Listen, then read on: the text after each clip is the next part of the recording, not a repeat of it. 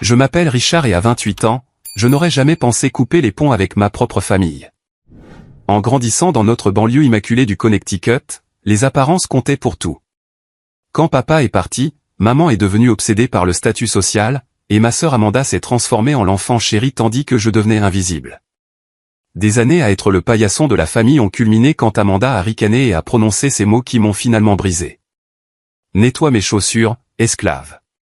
Avant de plonger dans la façon dont les paroles cruelles de ma sœur ont changé nos vies pour toujours, laissez un commentaire en me disant d'où vous regardez, et abonnez-vous si vous avez déjà eu affaire à des membres de famille toxiques. Amanda et moi n'avons pas toujours été en désaccord. Dans mes plus lointains souvenirs, nous étions en fait proches. Je me souviens des après-midi d'été où nous construisions des forts élaborés dans le jardin de notre maison de banlieue du Connecticut, prétendant que nous explorions des territoires inexplorés. Amanda, ayant 3 ans de plus, prenait toujours les devants, mais elle me faisait me sentir inclus, important même. Elle me défendait contre les brutes du quartier et m'aidait avec mes devoirs. C'était des temps plus simples. Tout a changé quand papa est parti. J'avais 8 ans, Amanda en avait 11. Le divorce n'a pas été particulièrement compliqué sur le plan juridique, mais émotionnellement, il a dévasté la structure de notre famille. Papa a déménagé en Californie pour une opportunité d'emploi, promettant de rester impliqué dans nos vies. Ces promesses se sont progressivement estompées en appels téléphoniques occasionnels et en cartes d'anniversaire avec des cartes cadeaux à l'intérieur. Maman a changé presque du jour au lendemain. La femme chaleureuse et attentionnée qui préparait des biscuits pour les événements scolaires s'est transformée en quelqu'un d'obsédé par le maintien des apparences. Notre confortable style de vie de classe moyenne supérieure ne suffisait plus. Elle a rejoint tous les comités sociaux de la ville, a rénové notre maison au-delà de nos moyens et a commencé à s'habiller exclusivement avec des vêtements de marque qu'elle pouvait à peine se permettre. Nous devons montrer à tout le monde que nous nous en sortons très bien, disait-elle en examinant les relevés de cartes de crédit à la table de la cuisine. Son front se plissait de rides d'inquiétude qu'elle essaierait plus tard d'effacer avec des crèmes coûteuses. Notre situation financière était confortable, mais loin d'être aussi aisée que maman le prétendait. La pension alimentaire de papa et l'allocation, combinée au travail à temps partiel de maman dans une boutique haut de gamme, nous maintenaient à flot. Mais la façade de richesse exigeait un entretien constant qui mettait nos ressources à rude épreuve. Alors que cette transformation s'installait, j'ai vu Amanda s'adapter et s'épanouir dans la nouvelle dynamique familiale. Elle a rapidement appris qu'adopter le système de valeurs de maman lui valait sa faveur. Amanda est devenue obsédée par les bons vêtements, les bons amis, les bonnes activités qui maintiendraient le statut social de notre famille. Maman récompensait ce comportement avec de l'attention, de l'affection et des ressources. Pendant que je restais en arrière-plan, mes tentatives pour obtenir l'approbation ont pris un chemin différent. Je me suis jeté dans les études et le travail acharné, pensant que le succès rendrait maman fière. J'ai maintenu d'excellentes notes, j'ai rejoint des clubs académiques et j'ai même commencé à donner des cours particuliers à des enfants plus jeunes pour gagner un peu d'argent quand j'avais 14 ans. Mais ces réalisations n'ont été reconnues qu'avec un intérêt passager. C'est bien, Richard, disait maman sans lever les yeux de l'aide qu'elle apportait à Amanda pour se préparer à un événement social. Mais souviens-toi que les relations comptent plus que les notes dans le monde réel. Le sentiment de supériorité d'Amanda a grandi avec les encouragements de maman. Elle a commencé à emprunter mes affaires sans demander, mes CD, mes jeux vidéo, même de l'argent de mon portefeuille. Quand je la confrontais, elle se vexait que je puisse même la remettre en question. Nous sommes une famille, disait-elle d'un geste dédaigneux. Ce qui est à toi est à moi. Encore plus frustrantes étaient les fois où elle s'attribuait le mérite de mes réalisations. Quand j'ai passé des semaines à construire un modèle du système solaire pour la foire scientifique de l'école et que j'ai remporté la première place, Amanda a mentionné aux amis de maman lors d'un dîner qu'elle avait tellement aidé Richard avec son projet. Maman a rayonné en regardant Amanda pendant que je restais assis en silence, sachant que toute contradiction ne ferait que me qualifier de mesquin. Au fur et à mesure que le lycée avançait, mon rôle dans la famille s'est solidifié en celui de solutionneur de problèmes et de soutien émotionnel. Quand Amanda avait des ennuis pour avoir séché les cours pour aller faire du shopping avec des amis, c'est moi qui la couvrais. Quand maman buvait trop de vin lors des rassemblements de quartier, je m'assurais que nous rentrions à la maison en toute sécurité. Quand les factures devaient être triées ou que la maison avait besoin d'entretien, ces tâches m'incombaient tandis qu'Amanda et maman se concentraient sur le maintien de leur calendrier social. Le contraste entre nos vies publiques et privées est devenu de plus en plus frappant. Pour la communauté, nous étions l'admirable foyer monoparental qui avait surmonté le divorce avec grâce. Amanda était la fille charmante et populaire avec un potentiel de leadership, et j'étais le fils calme et responsable qui ne causait jamais de problème. Derrière des portes closes, je devenais de plus en plus conscient du dysfonctionnement. Le fait de marcher constamment sur des œufs autour des sautes d'humeur de maman, l'épuisement de gérer les responsabilités ménagères tout en essayant de construire mon propre avenir, et le ressentiment croissant envers le traitement préférentiel d'Amanda prenaient leur tribut. Au moment où je me préparais pour l'université, je me sentais comme un étranger dans ma propre maison. J'avais appris à garder mes vraies pensées et sentiments pour moi, sachant qu'ils ne seraient pas les bienvenus s'ils perturbaient le récit que maman avait créé pour notre famille. Mon vrai moi n'existait qu'en dehors de notre maison, avec quelques amis proches qui connaissaient la vérité sur notre dynamique familiale. J'avais 17 ans quand j'ai réalisé que la seule façon d'avancer était de créer une distance entre moi et l'environnement toxique que notre maison était devenue. Les candidatures à l'université sont devenues mon plan d'évasion secret. Un moyen de reconstruire ma vie selon mes propres termes, loin des attentes étouffantes et du sentiment constant d'être moins valorisé que ma sœur. Quand les lettres d'acceptation à l'université ont commencé à arriver pendant ma dernière année de lycée, j'ai pris une décision qui a déconcerté à la fois maman et Amanda. Bien que j'aie les notes et les résultats aux tests pour des écoles plus prestigieuses, j'ai choisi d'aller à l'université d'État avec une bourse d'études académiques partielle. C'était une bonne école avec un excellent programme d'informatique, mais elle n'avait certainement pas le statut d'élite qui aurait impressionné le cercle social de maman. « Tu gâches ton potentiel », a dit maman quand j'ai annoncé mon choix. Nous étions assis à la table de la salle à manger, mes lettres d'acceptation étalées devant nous. L'université de Fairfield t'a accepté. C'est là que va le fils des Anderson. Pense aux relations que tu pourrais nouer.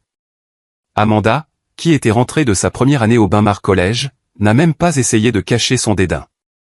L'université d'État? N'est-ce pas là que vont les gens quand ils ne peuvent pas entrer ailleurs? J'ai expliqué mes raisons pratiques. La bourse réduisait le fardeau financier. Le programme était bien considéré dans l'industrie technologique, et le campus m'avait semblé bien lors de ma visite. Ce que je n'ai pas dit, c'est qu'être à 3 heures de chez moi tout en payant moins pour mes études signifiait que je pouvais travailler vers une indépendance financière complète. Maman a finalement fait bonne figure à propos de mon choix, disant à ses amis que j'avais reçu plusieurs offres, mais que j'avais choisi l'État pour leur programme spécialisé.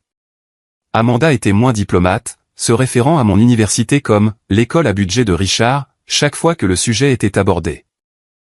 Alors que l'éducation d'Amanda était entièrement financée par maman, qui a contracté des prêts supplémentaires pour couvrir la prestigieuse université privée. Je travaillais 20 heures par semaine au service d'assistance informatique du campus et je prenais des projets de développement web en freelance pour couvrir mes frais de subsistance. Le contraste entre nos expériences universitaires n'aurait pas pu être plus frappant. Les comptes de médias sociaux d'Amanda présentaient un flot incessant d'événements de sororité, d'escapades de week-end avec des amis et de voyages de vacances de printemps dans des lieux tropicaux. Son image était soigneusement sélectionnée, présentant l'expérience universitaire parfaite que maman pouvait fièrement partager avec son cercle social. Pendant ce temps, j'équilibrais les cours, le travail et la construction d'amitiés sincères avec des gens qui m'appréciaient pour qui j'étais, pas pour la famille d'où je venais ou ce que je pouvais faire pour eux. Pour la première fois de ma vie, je me sentais vu et apprécié. Mon colocataire Jordan et moi nous sommes liés lors de sessions de codage nocturne et d'un intérêt commun pour les films indépendants. J'ai commencé à sortir avec Rachel, une étudiante en journalisme qui voyait à travers les faux-semblants et appréciait l'authenticité. Les premières vacances universitaires sont devenues le théâtre de ma première grande confrontation avec Amanda et maman. Je suis rentré à la maison pour Thanksgiving, porteur d'un sentiment nouveau d'indépendance et d'estime de soi que je n'avais pas possédé auparavant. La tension a commencé quand Amanda m'a demandé de l'aider avec une présentation pour son cours de marketing. Pas une simple relecture ou une séance de feedback. Elle voulait que je crée essentiellement toute la présentation numérique pendant qu'elle se concentrait sur le shopping pour un prochain bal de sororité. Je n'ai tout simplement pas le temps, Richard. Et tu es si doué avec tous ces trucs informatiques, a-t-elle dit, jetant ses exigences de projet sur mon lit où je rattrapais ma lecture. Il faut que ce soit fait pour dimanche soir. Pour la première fois, j'ai simplement dit non. Amanda m'a regardé comme si j'avais soudainement commencé à parler une langue étrangère. Comment ça non? Je veux dire, non, je ne ferai pas ton projet pour toi. J'ai mes propres examens à préparer, et je rencontre des amis du lycée demain. J'ai gardé mon ton égal, non conflictuel, juste factuel. Le visage d'Amanda est devenu rouge de colère. Tu es sérieux en ce moment? Ça te prendrait genre 2 heures, max. Alors tu devrais avoir tout le temps de le faire toi-même, ai-je répondu en me retournant vers mon livre. Ce qui a suivi a été une sortie en claquant la porte et un appel direct à maman, qui est venue dans ma chambre plus tard dans la soirée avec une expression inquiète. Richard, pourquoi n'aides-tu pas ta sœur? Elle est sous tellement de pression à l'école et tu sais à quel point sa moyenne est importante pour ses candidatures de stage. J'ai pris une profonde inspiration avant de répondre. Maman, j'ai mes propres pressions et responsabilités. Je travaille tout en suivant un cursus complet.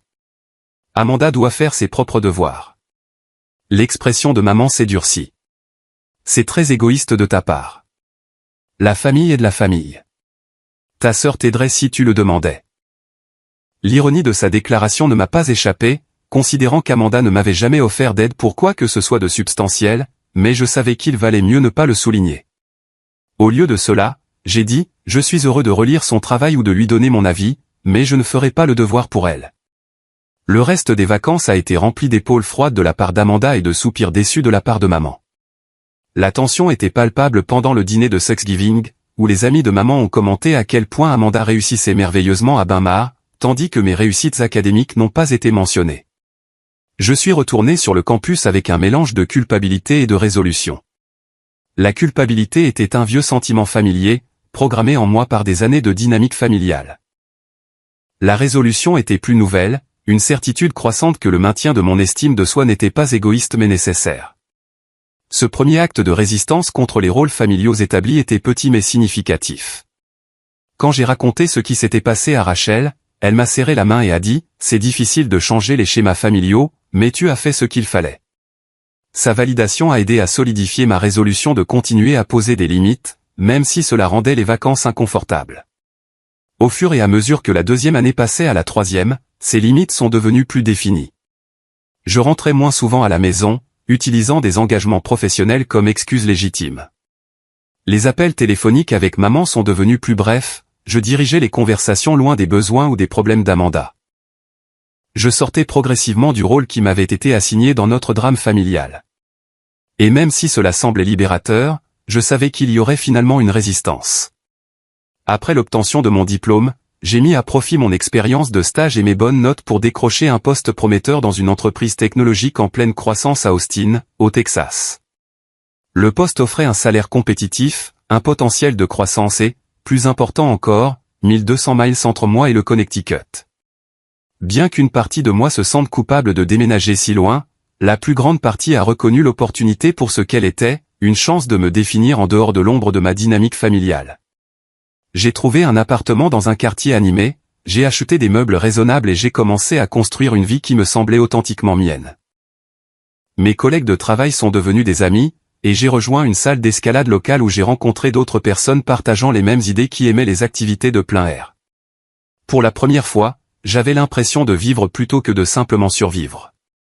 Pendant ce temps, Amanda a obtenu son diplôme de bain-mares avec une licence en communication et de grandes attentes de décrocher immédiatement un poste prestigieux en relations publiques ou en marketing. La réalité avait d'autres plans. Malgré les relations de maman et le stage d'Amanda dans un magazine de style de vie local, les offres d'emploi à temps plein n'affluaient pas comme prévu. Ces entreprises ne reconnaissent pas le talent quand elles le voient, s'est plainte Amanda lors d'un de mes appels téléphoniques occasionnels avec maman. Je ne vais pas me contenter d'un poste d'assistante débutante. Je vaux plus que ça. Après 3 mois de recherche d'emploi infructueuse, Amanda est retournée vivre chez maman, soi-disant pour se regrouper et élaborer une stratégie. Cet arrangement temporaire s'est étiré de plusieurs mois à 1 an, alors qu'elle acceptait des emplois à temps partiel dans des magasins de détail haut de gamme, quittant chaque emploi lorsqu'il devenait trop exigeant ou en dessous de ses qualifications. Pendant ce temps, maman a commencé à suggérer, pas si subtilement, que je devrais aider Amanda financièrement ou utiliser mes contacts informatiques pour lui trouver un emploi. Ta sœur a vraiment du mal, Richard. Ne pourrais-tu pas parler à ton entreprise des postes en marketing? Ces demandes me mettaient dans une position inconfortable. Je savais qu'Amanda n'était pas qualifiée pour des postes dans mon entreprise technologique, et je n'allais pas risquer ma réputation professionnelle en recommandant quelqu'un avec son historique de travail. Quant à l'aide financière, mon salaire était bon, mais pas extravagant, surtout compte tenu du coût de la vie croissant à Austin et des prêts étudiants que je remboursais de manière responsable. Mes visites à la maison sont devenues de plus en plus stressantes. Ce qui aurait dû être des vacances relaxantes s'est transformé en situation tendue où le sentiment de supériorité d'Amanda atteignait de nouveaux sommets. Elle s'attendait à ce que je la conduise en ville quand sa voiture manquait d'essence, que je résolve les problèmes techniques de tout le monde et que j'écoute des plaintes sans fin sur la façon dont la vie était injuste avec elle. Lors d'une visite de Noël, Amanda a emprunté ma voiture de location sans demander, la rendant avec un réservoir d'essence vide et une contravention de stationnement glissée dans le pare-soleil. Quand je l'ai confrontée, elle a haussé les épaules. Tu peux te le permettre. Ce n'est pas comme si tu avais quelqu'un d'autre sur qui dépenser de l'argent que toi-même. Maman a constamment cautionné ses comportements, trouvant des excuses pour Amanda tout en s'attendant à ce que je maintienne la paix en cédant. Ta sœur traverse une période difficile en ce moment, disait-elle. Ne peux-tu pas être compréhensif? Le schéma s'est poursuivi alors qu'Amanda enchaînait les emplois, les appartements qu'elle ne pouvait pas se permettre, que maman aidait à payer, et les relations qui se terminaient lorsque ses partenaires se lassaient de son comportement égocentrique. Inévitablement, chaque crise entraînait des appels frénétiques à moi pour des conseils, de l'argent, ou les deux. Quand la voiture d'Amanda est tombée en panne, on s'attendait à ce que je recherche des mécaniciens à distance et que j'aide à payer les réparations. Quand elle s'est endettée avec sa carte de crédit à cause de ses dépenses excessives, j'ai reçu des appels en larmes à propos d'une éventuelle faillite. Quand elle se disputait avec des colocataires qui étaient, totalement déraisonnables, sur le fait qu'elle ne payait pas les factures à temps, j'étais censé servir de médiateur par téléphone. Le fardeau financier et émotionnel a commencé à affecter mon propre bien-être.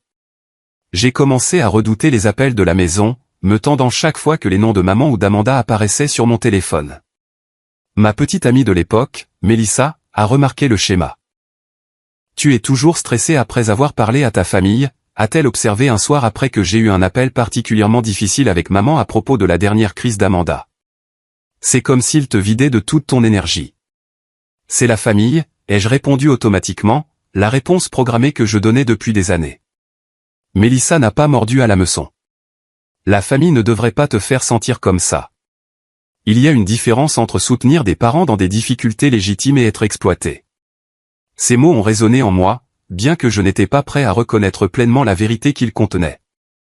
Il a fallu une autre année et plusieurs autres incidents avant que je puisse admettre que ce que j'avais avec maman et Amanda n'était pas une relation familiale saine, mais une dynamique unilatérale où mes besoins passaient toujours en dernier. Le point de rupture approchait, même si je ne le savais pas encore. J'avais établi une bonne vie à Austin, j'avais reçu une promotion au travail et j'envisageais d'acheter un condo. Des amis qui se souciaient vraiment de moi m'entouraient.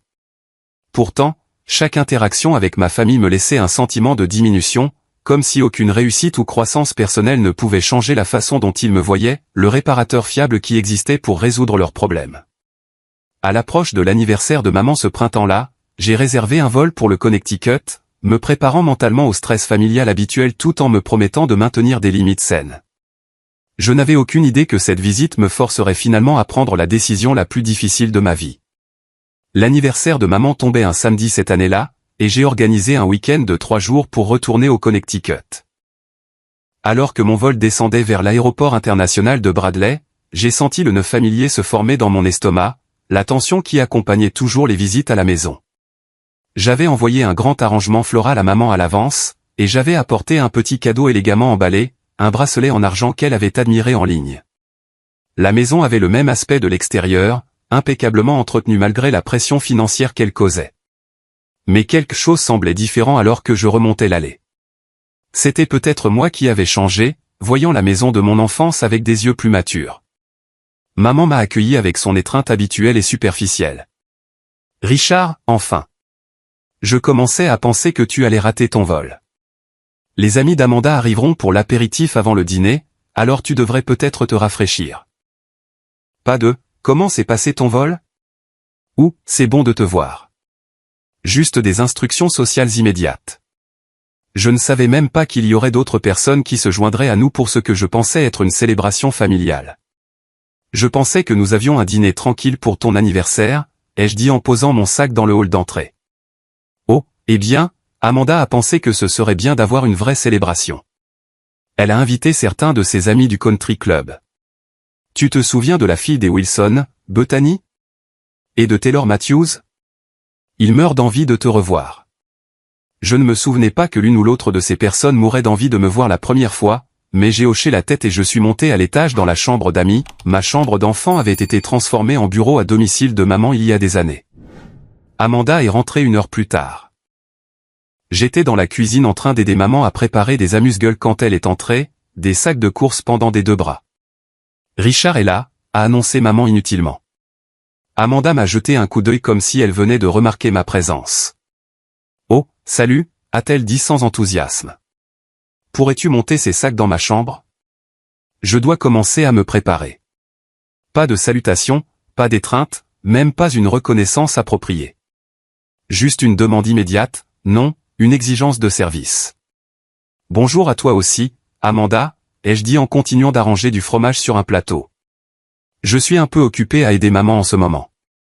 Amanda a poussé un soupir exagéré et a monté ses propres sacs à l'étage, faisant autant de bruit que possible pour communiquer son mécontentement. Quand elle est redescendue, elle scrutait déjà mon apparence.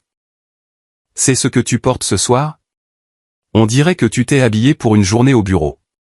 Je portais un jean foncé et une chemise à boutons, parfaitement appropriée pour un dîner d'anniversaire en famille. Qu'est-ce qui ne va pas avec ce que je porte? C'est juste si. Austin, a-t-elle dit avec un sourire narquois. Les amis de maman vont être là. Tu pourrais faire un effort. Avant que je puisse répondre, la sonnette a retenti, signalant l'arrivée des premiers invités. L'heure suivante a été un flot d'introductions et de conversations légères avec les amis d'Amanda, dont la plupart que je n'avais jamais rencontrés, malgré son insistance sur le fait que nous nous étions croisés lors de divers événements sociaux au fil des ans. J'ai remarqué à quel point Amanda rayonnait sous l'attention, se positionnant comme l'hôtesse sophistiquée, tandis que maman la regardait avec approbation. J'ai été relégué au rôle de barman, rafraîchissant les boissons et m'assurant que tout le monde était à l'aise pendant qu'Amanda tenait salon dans le salon. Le véritable point de rupture est survenu après le dîner. Nous étions retournés au salon pour le café et le dessert quand Amanda a enlevé ses talons hauts et a étiré ses jambes de manière spectaculaire. Ces nouvelles chaussures me tuent, s'est-elle plainte à voix haute. Ce sont des loups-boutins, cependant, donc chaque ampoule en vaut la peine. Elle a tourné son regard directement vers moi, là où j'étais assis dans un fauteuil d'angle. Un petit sourire cruel jouait au coin de sa bouche. Richard, a-t-elle dit assez fort pour que tout le monde l'entende. Sois gentil et nettoie mes chaussures avant de les ranger. Les semelles se sont un peu salies sur le parking du restaurant. La pièce n'est pas tombée exactement dans le silence, mais il y a eu une pause notable dans la conversation alors que plusieurs paires d'yeux se sont tournés vers moi. L'expression d'Amanda était celle que je reconnaissais de l'enfance.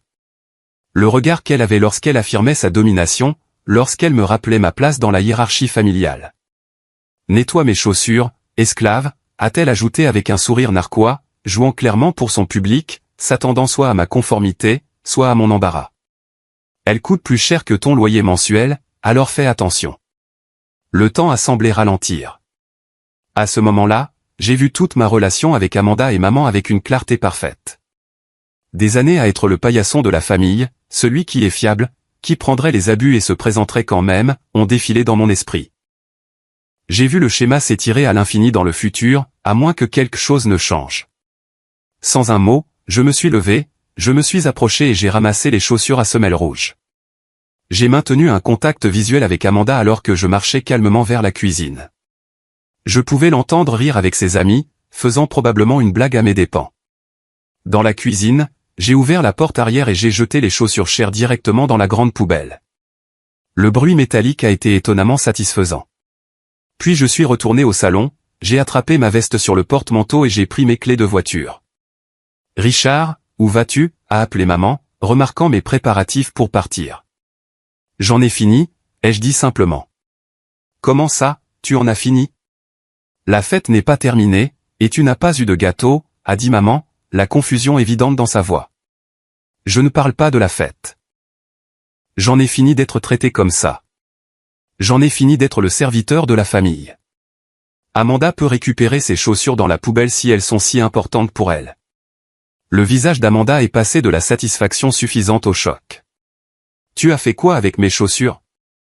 Elle a sauté du canapé. « Elles sont à la poubelle, là où elles doivent être. Tout comme la façon dont tu m'as traité toutes ces années. » Maman s'est précipitée, le visage rouge d'embarras. Richard, arrête de faire une scène. Amanda ne faisait que plaisanter. Non, elle ne plaisantait pas. Et tu le sais. J'ai regardé directement Amanda. Je ne suis pas ton esclave. Je ne suis pas ton distributeur de billets. Je ne suis pas ton support technique, ni ton chauffeur, ni ton punching ball émotionnel. Je suis ton frère et je mérite un respect de base. Tu réagis de manière excessive, a balbutié Amanda, regardant ses amis qui observaient la scène se dérouler avec une fascination inconfortable. Peut-être que oui. Ou peut-être que je réagis enfin de manière appropriée après des années à ne pas me défendre. Je me suis tourné vers maman. Je t'aime, mais je ne peux plus faire ça. Le cautionnement constant, les doubles standards, l'attente que je serai toujours là pour tout réparer tout en étant traité comme un membre de la famille de seconde zone. Richard, s'il te plaît. La voix de maman a tremblé. Ne faisons pas ça maintenant, avec des invités ici. Je suis désolé pour le timing. Je le suis vraiment. Mais je dois y aller maintenant. Amanda a retrouvé sa voix, la colère remplaçant le choc. Alors, tu vas juste piquer une crise et partir? Vraiment mature, Richard. Et l'anniversaire de maman? Joyeux anniversaire, maman, ai-je dit en posant le petit paquet emballé sur la table d'entrée. J'espère que tu aimeras le bracelet. En sortant, j'ai entendu maman m'appeler et Amanda déclarer à haute voix quel incroyable crétin j'étais. Je suis monté dans ma voiture de location, j'ai reculé hors de l'allée et je me suis éloigné de la maison où j'ai grandi, ressentant un mélange complexe d'émotions, de la tristesse pour ce qui aurait dû être, de la colère pour la façon dont j'avais été traité, de la culpabilité pour avoir perturbé l'anniversaire de maman, mais surtout, un sentiment de soulagement. Je me suis enregistré dans un hôtel d'aéroport, j'ai changé mon vol pour le plus tôt possible le lendemain matin et j'ai passé la nuit à traiter ce qui venait de se passer. Pour la première fois de ma vie d'adulte, je m'étais opposé à Amanda et à maman sans reculer, sans accepter la culpabilité qu'elles essayaient de me faire porter. C'était à la fois terrifiant et libérateur. En m'endormant dans la chambre d'hôtel anonyme, je savais que les choses ne seraient plus jamais les mêmes avec ma famille. Pour le meilleur ou pour le pire, une ligne avait été franchie. Le vol de retour à Austin le lendemain matin a été un flou. J'étais assis près de la fenêtre, regardant les nuages passer sous l'avion, me sentant étrangement vide mais soulagé. Au moment où j'ai déverrouillé la porte de mon appartement, mon téléphone affichait 27 appels manqués et 16 SMS de maman, mais rien d'Amanda. Les textos allaient de la colère, je n'arrive pas à croire que tu m'aies embarrassé comme ça, au plaidoyer, s'il te plaît, rappelle-moi. Nous devons en parler, en passant par la culpabilisation, je t'ai mieux élevé que ça. J'ai mis mon téléphone en silencieux et je l'ai posé face contre table sur ma table basse, ayant besoin d'espace pour tout traiter. J'ai appelé mon patron et j'ai pris 2 jours de congé personnel, expliquant vaguement que je gérais une situation familiale. Puis j'ai simplement existé dans le calme de mon appartement, me permettant de ressentir tout le spectre d'émotions qui s'était accumulé depuis des années. La culpabilité est venue en premier, la réponse programmée à l'établissement de limites avec ma famille. Étais-je égoïste? Avais-je réagi de manière excessive? La voix dans ma tête qui ressemblait étrangement à celle de maman remettait en question ma décision de partir. Mais les heures passant, d'autres émotions ont émergé. La colère face à des années de mauvais traitements, la tristesse pour la relation familiale aimante que je n'avais jamais vraiment eue, et progressivement un sentiment de paix d'avoir enfin pris ma défense. Mon ami Marcus a appelé le mardi soir, s'inquiétant après que j'ai manqué notre match de basket habituel du lundi soir. Tout va bien, mec? Ce n'est pas ton genre de ne pas venir sans un texto. Je me suis retrouvé à tout lui raconter. Les années de dynamique familiale, le comportement d'Amanda, et enfin l'incident des chaussures. C'était la première fois que j'articulais tout le schéma à quelqu'un. On dirait que tu as fait ce que tu devais faire, a dit Marcus quand j'ai fini. La famille est importante, mais pas au détriment de ton estime de soi. Sa simple validation signifiait plus qu'il ne pouvait l'imaginer. Au cours des jours suivants, j'ai partagé des versions abrégées avec d'autres amis, chaque conversation m'aidant à solidifier ma décision de prendre une pause des contacts familiaux. J'ai finalement envoyé un texto à maman, j'ai besoin de temps et d'espace. Je suis en sécurité et ça va, mais je ne serai pas en contact pendant un certain temps. S'il te plaît, respecte cette limite. Sa réponse a été immédiate. C'est très blessant, Richard. Nous sommes une famille. Nous devrions être capables de parler des choses. Je n'ai pas répondu. La première semaine sans contact a été la plus difficile. Je tendais la main vers mon téléphone pour partager des nouvelles ou poser une question à maman avant de me souvenir de notre situation. Je ressentais des pincements d'inquiétude sur la façon dont elle allait ou si la dernière crise d'Amanda avait été résolue. Le sens des responsabilités ancrées était difficile à ébranler. Ma deuxième semaine sans contact familial a coïncidé avec un projet majeur au travail. Je me suis jeté dans le codage, la résolution de problèmes et la collaboration avec mon équipe. Mon patron a remarqué la différence dans ma concentration. Quoi que tu aies fait pendant ces jours de congé personnel a fonctionné, a-t-il commenté. Tu sembles plus présent, plus confiant dans tes décisions. Il n'avait pas tort. Sans le fardeau constant des drames familiaux et de la manipulation émotionnelle, j'avais plus d'énergie pour ma vie réelle. J'ai commencé à mieux dormir. Mon appartement ressemblait plus à un sanctuaire qu'à un simple endroit où s'écraser entre le travail et les crises familiales. La troisième semaine, j'ai décidé de chercher de l'aide professionnelle pour traiter ma dynamique familiale. Trouver un thérapeute était intimidant mais nécessaire. Le docteur Lisa Brennan était spécialisée dans les traumatismes familiaux et l'établissement de limites. Notre première séance a consisté principalement à partager mon histoire, mais même cela a été cathartique. Ce que vous décrivez ressemble à un système familial classique avec des rôles rigides, a-t-elle expliqué. On vous a assigné le rôle de l'aidant et du réparateur, tandis que votre sœur a pris le rôle de celle qui a droit à tout et qui a besoin d'être réparée. Ces schémas ne changent pas facilement car ils servent un but pour la famille, même s'ils sont nuisibles aux individus. Alors, que dois-je faire, ai-je demandé. Vous avez déjà fait le premier pas en créant une distance et en fixant une limite. Maintenant, nous travaillons à maintenir cette limite sans culpabilité et à traiter les émotions complexes qui accompagnent le changement de dynamique familiale. Au cours des semaines suivantes, j'ai suivi une thérapie régulièrement, apprenant des concepts comme la manipulation émotionnelle, le comportement de facilitation et la différence entre les systèmes familiaux sains et malsains. J'ai commencé à comprendre que mes sentiments étaient valides, mes réactions raisonnables et mon besoin de respect légitime. Le travail a continué à bien se passer. J'ai reçu des éloges pour mes contributions à notre dernier lancement de produit et j'ai été chargé de encadrer un nouveau développeur de notre équipe. Enseigner à quelqu'un d'autre m'a aidé à reconnaître l'étendue de mes connaissances et de mes compétences, ce qui a renforcé ma confiance. Ma vie sociale a prospéré sans les interruptions constantes des urgences familiales. J'ai rejoint un groupe de randonnée le week-end, je suis allé à des concerts avec des amis et j'ai même recommencé à sortir, rencontrant Alison lors d'un cours de cuisine auquel je m'étais inscrit sur un coup de tête. Quand Alison m'a posé des questions sur ma famille après que nous soyons sortis ensemble depuis quelques semaines, j'ai pu expliquer la situation clairement et sans la charge émotionnelle qu'elle aurait eue auparavant. Nous ne sommes pas en contact en ce moment. J'avais besoin de fixer des limites après des années de dynamique malsaine. C'est compliqué, mais c'était nécessaire. Elle a hoché la tête pensivement. Je comprends. Ma relation avec mon frère aîné a été assez toxique pendant des années.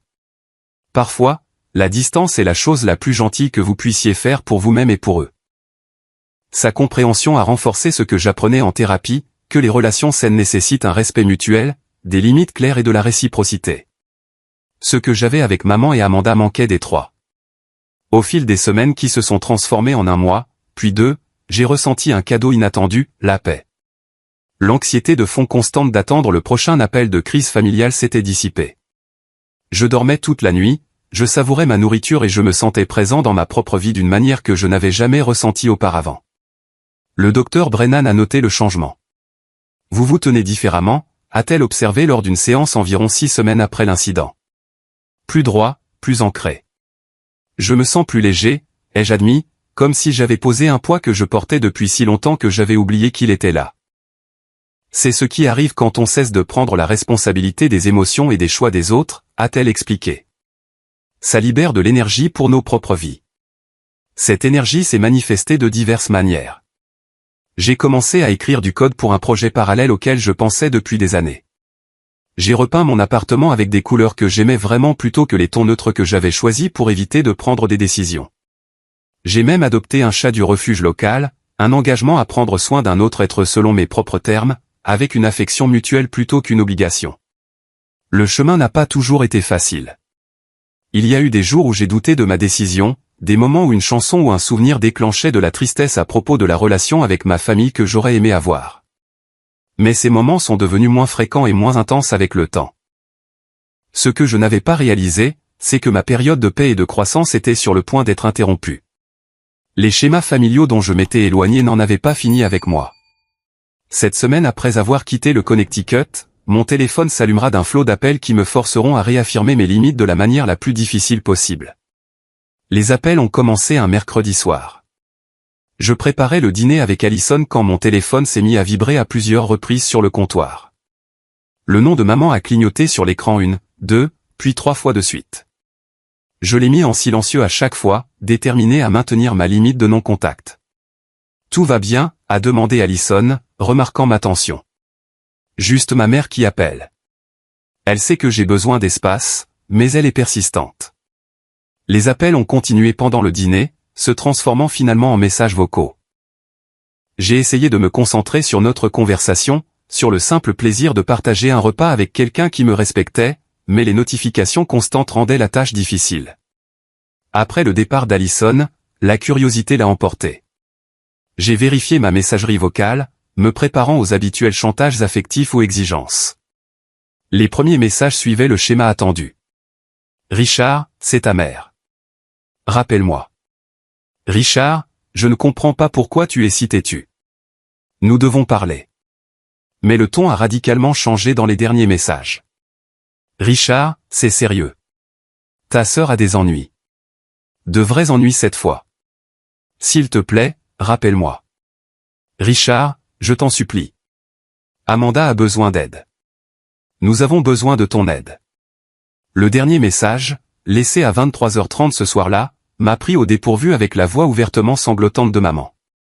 Richard, s'il te plaît. Je ne sais pas quoi faire. Amanda a été accusée de fraude. Quelque chose à propos de ses promotions sur les réseaux sociaux et d'avoir pris de l'argent sans fournir de service. Il y a des avocats impliqués maintenant. Elle pourrait être inculpée. S'il te plaît, rappelle-moi. J'ai appelé 49 fois maintenant. S'il te plaît.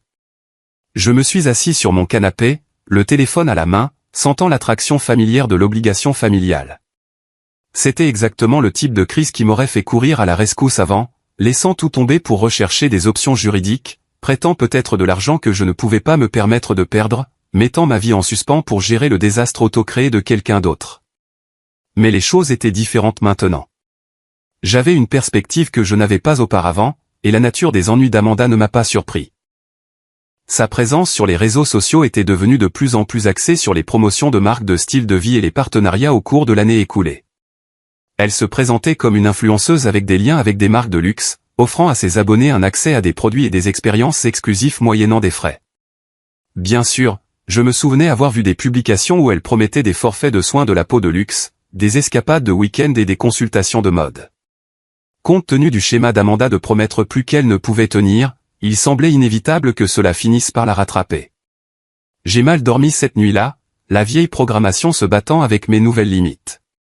Le lendemain matin, j'ai appelé le docteur Brennan et j'ai programmé une séance d'urgence pour cet après-midi-là.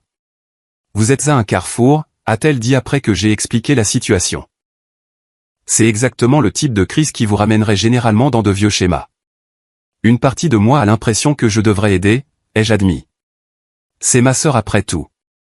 À quoi ressemblerait l'aide dans cette situation, a demandé le docteur Brennan.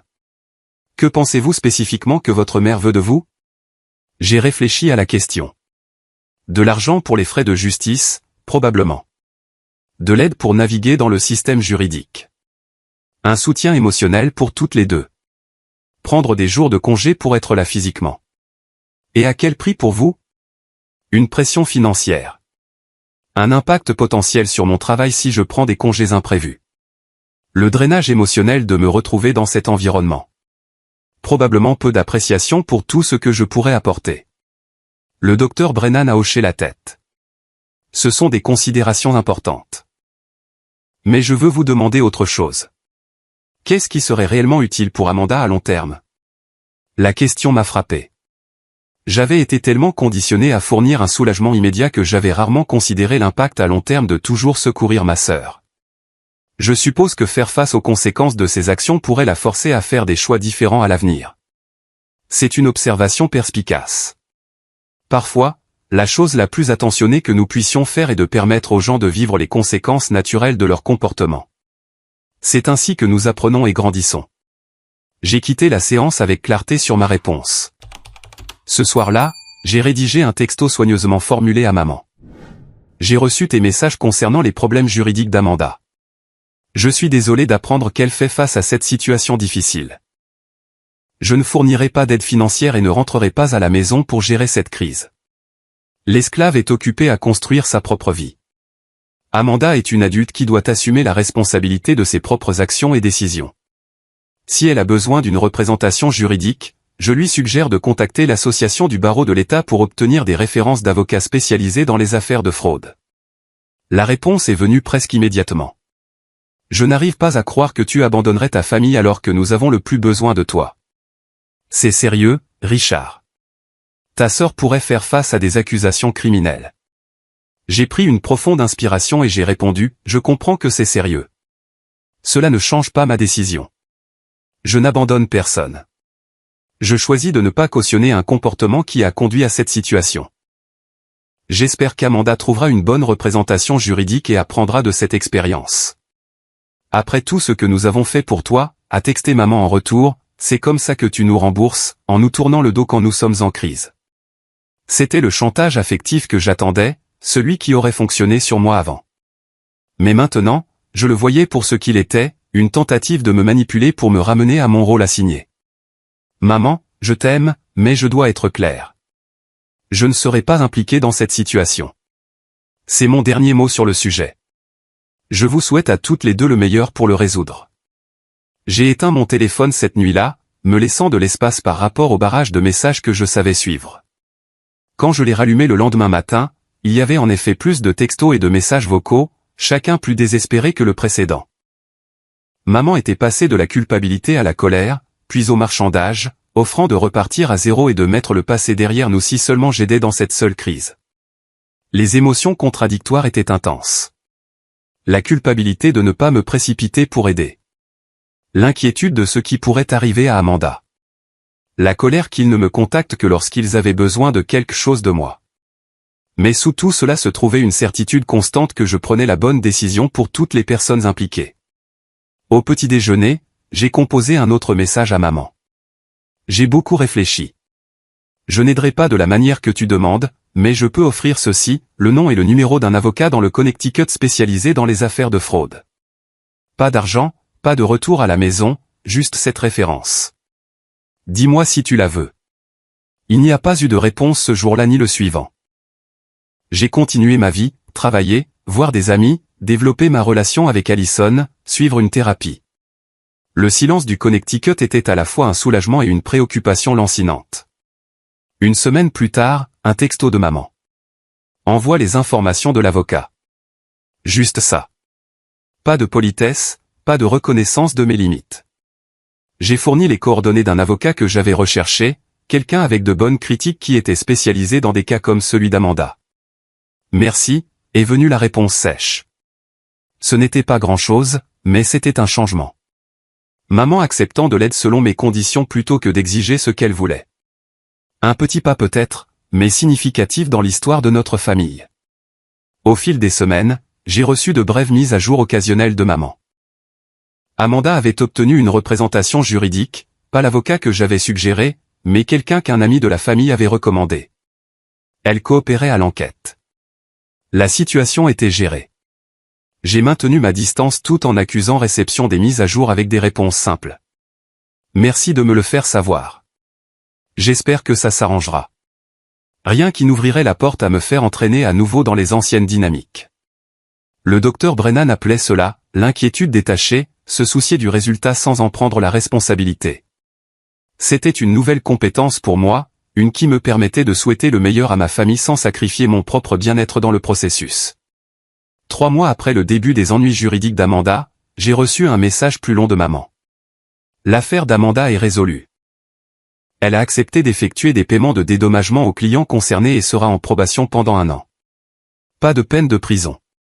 Elle a de nouveau emménagé avec moi temporairement pendant qu'elle réfléchit à ses prochaines étapes. Je veux que tu saches que cela a été un électrochoc pour nous deux. Je suis resté longtemps avec ces mots. Un électrochoc. C'était ce que j'avais espéré, mais que je n'osais pas attendre. Reste à voir si cela conduirait à un réel changement, mais c'était un début. Je suis content d'apprendre que l'affaire est résolue, ai-je répondu. J'espère que ce nouveau départ apportera des changements positifs pour vous deux. Pour la première fois de notre échange, la réponse de maman ne concernait pas ce dont elle avait besoin de moi. Je l'espère aussi. Et Richard, j'ai réfléchi à ce que tu as dit quand tu es parti, à propos du respect. Tu méritais mieux que la façon dont nous t'avons traité. Je suis désolé. Ces simples mots, je suis désolé, étaient quelque chose que je n'aurais jamais pensé entendre de la part de maman. Ils n'étaient pas une reconnaissance complète des années de dysfonctionnement, mais ils étaient un début, une fissure dans le mur de déni qui avait entouré notre dynamique familiale depuis si longtemps. Merci de dire ça, ai-je répondu. Ça signifie beaucoup. Alors que la conversation se terminait, j'ai senti quelque chose changer, non seulement dans ma relation avec ma famille, mais dans ma compréhension de ce à quoi ressemble un véritable soutien. Parfois, la chose la plus attentionnée que nous puissions faire pour les autres est de les laisser faire face aux conséquences de leurs actions. De croire qu'ils ont la capacité de résoudre leurs propres problèmes. Il faudrait encore de nombreux mois avant que je ne revoie maman et Amanda, et notre relation ne serait plus jamais la même qu'avant. Mais peut-être, juste peut-être, elle pourrait être meilleure, construite sur le respect mutuel plutôt que sur l'obligation et la manipulation. 6 mois se sont écoulés avant que je n'envisage sérieusement de retourner au Connecticut. Pendant ce temps, la communication avec maman a évolué en échange de textos hebdomadaires et en appels téléphoniques occasionnels. Les conversations sont restées superficielles au début. Mise à jour météorologique, événements de la vie de base, rien de trop personnel ou potentiellement conflictuel. La situation juridique d'Amanda était alors entièrement résolue.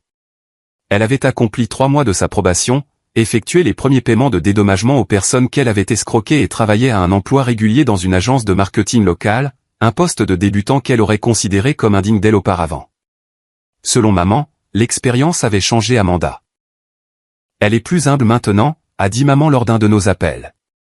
Plus consciente de l'impact de ses actions sur les autres. Je voulais croire que c'était vrai, mais des années à être témoin des réformes temporaires d'Amanda suivies de retour à un comportement de privilégié me rendaient prudent. Le changement, le vrai changement, ne se produit pas du jour au lendemain, ni même en quelques mois. Il nécessite un effort constant et une véritable prise de conscience. Ma propre vie a continué à s'épanouir entre-temps. Mon projet parallèle s'était développé en une application prometteuse qui générait des revenus modestes mais croissants. Allison et moi avions emménagé ensemble, partageant un appartement plus grand avec mon chat, Jasper, et son chien, Bellet. Au travail, j'ai reçu une promotion substantielle au poste de développeur principal, une reconnaissance de l'effort concentré que j'avais pu consacrer à ma carrière sans les distractions familiales constantes. Le docteur Brennan et moi avions réduit nos séances à 1 fois par mois, nous concentrant sur le maintien des limites et la poursuite de la croissance personnelle plutôt que sur la gestion de crise. Lors d'une séance, elle a suggéré qu'il serait peut-être temps d'envisager une reconnexion contrôlée avec ma famille. Vous avez fait le travail d'établir des limites saines, a-t-elle dit. Vous avez traité une grande partie de la douleur et développé des stratégies pour maintenir votre autonomie. La question est maintenant de savoir quel type de relation avec votre famille, le cas échéant, vous voulez à l'avenir. C'était une question profonde. Malgré tout, je voulais une forme de relation avec maman et même Amanda. C'était ma seule famille immédiate et il y avait de bons souvenirs mêlés aux difficiles. Mais je voulais que cette relation soit fondamentalement différente, basée sur le respect mutuel plutôt que sur ma soumission à leurs besoins.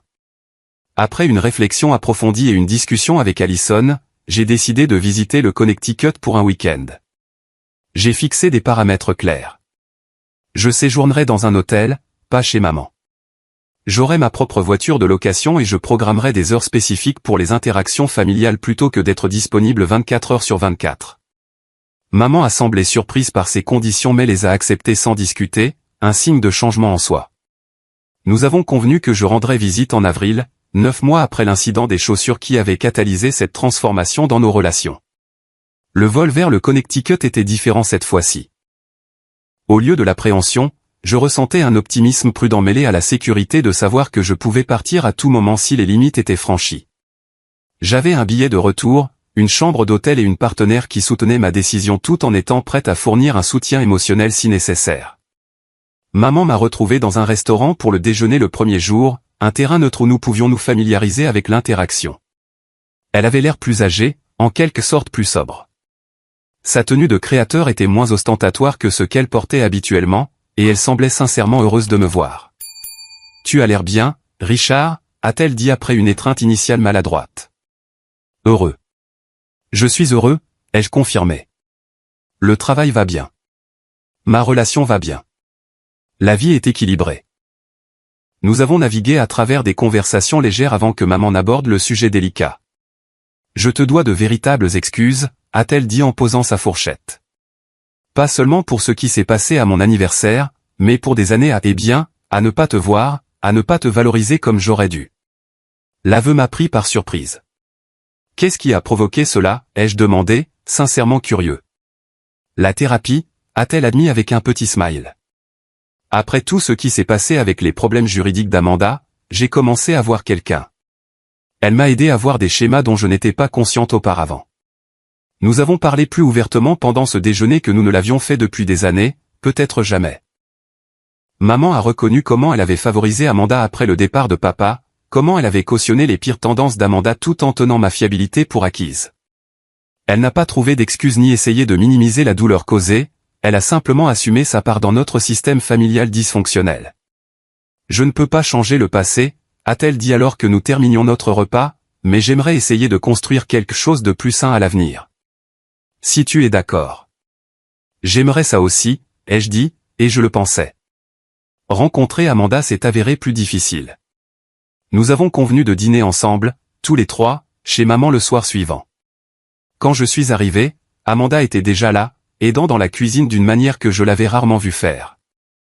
Sa salutation était raide, clairement répétée. « Salut, Richard. Merci d'être venu. » Pas de sourire narquois, pas de remarques cinglantes, juste une politesse maladroite. Tout au long du dîner, j'ai observé des changements subtils mais significatifs dans le comportement d'Amanda. Elle a posé des questions sur mon travail et a réellement écouté les réponses. Elle a parlé de son travail sans plainte ni affirmation grandiose. Quand maman a mentionné les paiements de dédommagement continu d'Amanda, Amanda n'a pas changé de sujet ni trouvé d'excuses. Ça va prendre beaucoup de temps pour rembourser tout le monde, a-t-elle admis, mais c'est la bonne chose à faire. Après le dîner, Amanda a demandé si nous pouvions parler en privé. Nous sommes allés sur la terrasse arrière, assis dans les mêmes chaises où nous partagions autrefois des cornets de crème glacée quand nous étions enfants. « Je dois m'excuser pour la façon dont je t'ai traité », a-t-elle commencé, la voix inhabituellement incertaine. L'histoire des chaussures était horrible, mais ce n'était pas que ça. C'était des années à profiter de toi, à te manquer de respect, à te traiter comme si tu étais moins important que moi. J'ai écouté sans interrompre, notant que pour peut-être la première fois de notre vie d'adulte, Amanda me parlait avec une émotion sincère plutôt qu'avec calcul.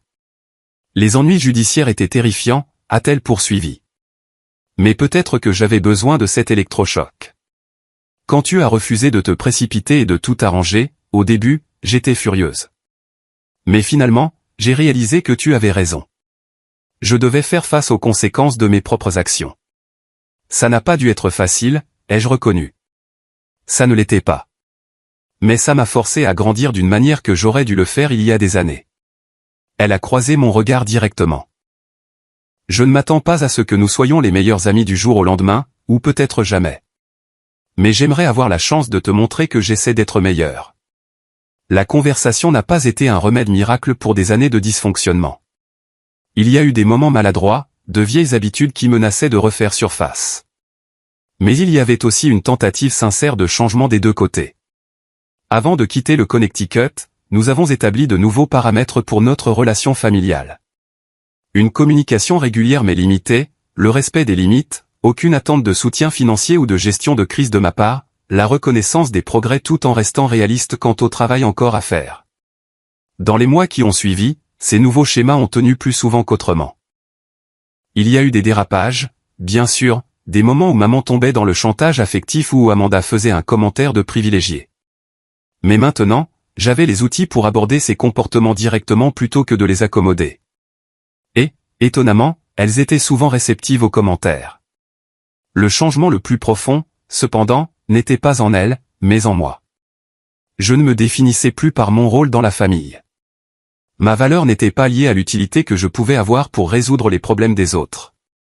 J'avais construit une vie centrée sur des liens authentiques, un travail significatif et le respect mutuel dans toutes les relations. 1 an après l'incident des chaussures, Allison et moi avons visité le Connecticut ensemble. Lui présenter ma famille n'a pas été sans anxiété, mais cela s'est mieux passé que je n'aurais pu l'espérer. Maman a fait un effort sincère pour la connaître sans jugement ni comparaison. Amanda a montré de l'intérêt pour le travail d'Allison en tant que graphiste sans que la conversation ne tourne autour d'elle. De petits pas, mais significatifs. Cette visite a solidifié ma compréhension de ce qui avait changé. Ma famille apprenait à me voir tel que j'étais réellement, pas tel qu'ils avaient besoin que je sois. Et j'apprenais à les aimer sans me sacrifier dans le processus. De retour à Austin, assis sur le balcon de notre appartement, Allison m'a posé une question qui m'a fait réfléchir profondément. Regrettes-tu d'avoir jeté les chaussures, de leur avoir tenu tête comme ça? Pas une seconde, ai-je répondu sans hésitation. C'était désordonné et douloureux, mais nécessaire.